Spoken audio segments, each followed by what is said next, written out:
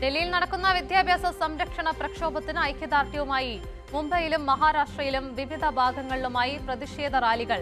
താനെ ജില്ലയിൽ ഡിവൈഎഫ്ഐയുടെ നേതൃത്വത്തിൽ നടന്ന ധർണയിൽ കേന്ദ്ര സംസ്ഥാന വിദ്യാഭ്യാസ മന്ത്രിമാർ രാജിവെക്കണമെന്നും സമരം ചെയ്ത വിദ്യാർത്ഥികൾക്ക് നേരെ ലാത്തി ചാർജ് നടത്തിയ ഉദ്യോഗസ്ഥർക്കെതിരെ നടപടി സ്വീകരിക്കണമെന്നും ആവശ്യം ഉയർന്നു കേട്ടു.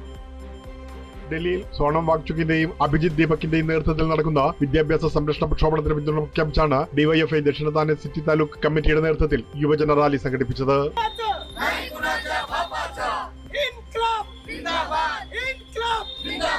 പേപ്പർ ചോർച്ചയുമായി ബന്ധപ്പെട്ട് കേന്ദ്ര സംസ്ഥാന വിദ്യാഭ്യാസ മന്ത്രിമാർ രാജിവെക്കണമെന്നും സുപ്രീംകോടതി ചീഫ് ജസ്റ്റിസിന്റെ മേൽനോട്ടത്തിൽ അന്വേഷണം നടത്തണമെന്നും ഡിവൈഎഫ്ഐ നേതാക്കൾ ആവശ്യപ്പെട്ടു.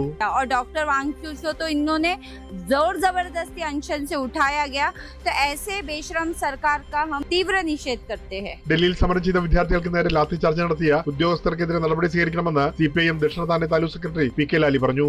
ഡൽഹിയിൽ നടക്കുന്ന ഐതിഹാസിക സമരം ഒരു രണ്ടാം സ്വാതന്ത്ര്യ സമരമായി മാറുകയാണ്.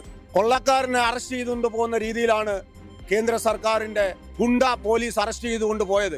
പേപ്പർ ചോർച്ചയെ തുടർന്ന് ആത്മഹത്യ ചെയ്ത വിദ്യാർത്ഥികളുടെ കുടുംബങ്ങൾക്ക് 50 ലക്ഷം രൂപ ധനസഹായവും ഒരു കുടുംബാംഗത്തിന് സർക്കാർ ജോലിയും നൽകണമെന്നും സംഘടന ആവശ്യപ്പെട്ടു.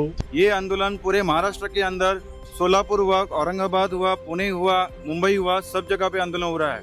ये सरकार ने विद्यार्थियों के ऊपर लाठीचार्ज किया है और सोनम वांगचू से कोई भी चर्चा नहीं की. മുംബൈക്ക് പുറമെ ഛത്രപതി സംഭാജി നഗർ, നാഗ്പൂർ എന്നിവിടങ്ങളിലും പ്രതിഷേധം നടന്നു. പൂനെ ഫിലിം ഇൻസ്റ്റിറ്റ്യൂട്ട് വിദ്യാർത്ഥി അസോസിയേഷനും പ്രതിഷേധങ്ങൾക്ക് ഐക്യദാർഢ്യം പ്രഖ്യാപിച്ചു. ഡൽഹിയിലെ പ്രക്ഷോഭ സമരത്തിന് പിന്തുണയുമായി മഹാരാഷ്ട്രയുടെ വിവിധ ഭാഗങ്ങളിലായിട്ടാണ് പ്രക്ഷോഭ സമരങ്ങൾ നടന്നുകൊണ്ടിരിക്കുന്നത്.